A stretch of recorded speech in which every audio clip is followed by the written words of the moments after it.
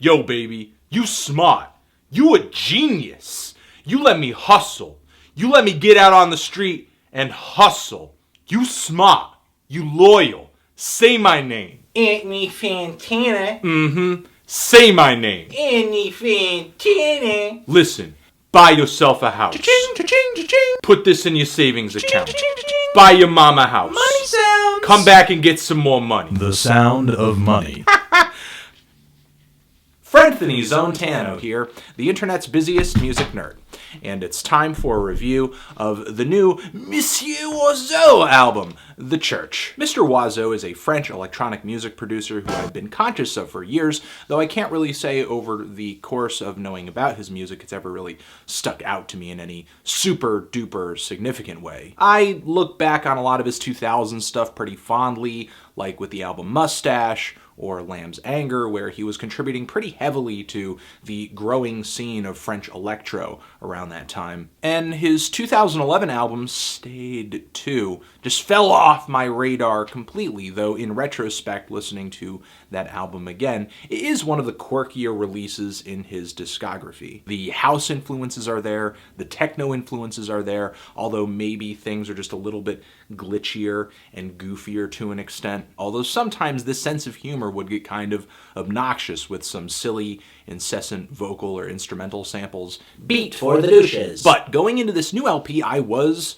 kind of excited after listening to this album's lead single and opening track, Bear Biscuit, a track that features some really heavy rhythms, a stuttering groove, and genre-wise a fusion of trap-flavored hip-hop, some wonky, and some electro too. There are some wild vocal samples all over this thing, the whoop synthesizers, and just some miscellaneous tones all coming together into a disorienting, head-banging harmony. And after hearing this track, I heard that Oizo here relocated to LA for the recording of this album. Not only that, but this record also lands on the Brainfeeder Records label. You don't get more LA than that. So the single, the backstory, everything about this record was signaling that there was going to be some kind of significant change of pace with this new release. That this album was going to bring some new influences and genres into the fold, but also stay very kooky and colorful and very punchy. And this LP is most definitely that, even if it is delivered with a standard 10 tracks in a very short 30 minutes. And as this LP trips through one track after another, it stays pretty high energy, it stays just off the wall, but there's some variety to the track list here too. Like the song Ham, which sounds like a piece of electro house that Justice would produce, but put together inside of like a clown-themed funhouse. There's a driving beat on this track, some really chilling string hits, and these polka dot, multicolored synth sequences that are just bubbling up in every direction. I wouldn't say this track has an amazing ending though, not many songs here do.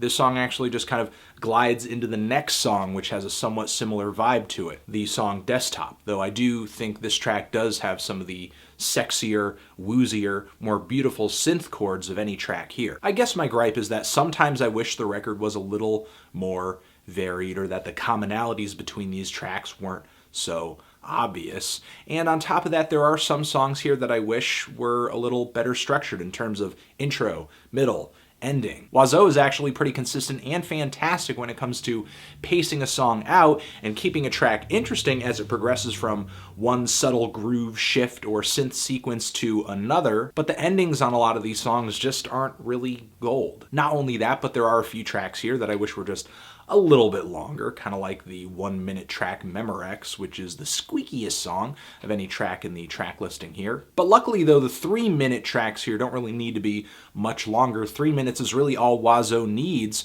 to present some pretty interesting ideas and some really hard-hitting and catchy beats and melodies. Occasionally his progressions are kind of obvious, and maybe like on his last LP, he can go kind of overboard. Scream for Daddy with Scream, the Scream for Daddy samples, like with the kind of off-kilter horn sampling on the song Eye Soap, which starts off very interesting because the groove is stranger than any other track here. I mean, strange for this genre in general, but by the end of the song, the incessant just gets stale. There are a couple tracks here that take kind of an emotional change of pace, like the song Torero, which feels like a bit of very urgent dark tech house. If you really enjoyed that new Gesaffelstein album or that new Daniel Avery album, I think you can really get into that. And the title track of this record as well, which ends this album off, goes down that road as well. The Church, which also features a kind of absurd narrative about friends essentially being bored in a variety of situations, and then due to their boredom, they go down to the church. The track features some pretty rigid hi-hats, some springy bass lines, some pumping kick drums, and I love the groove too.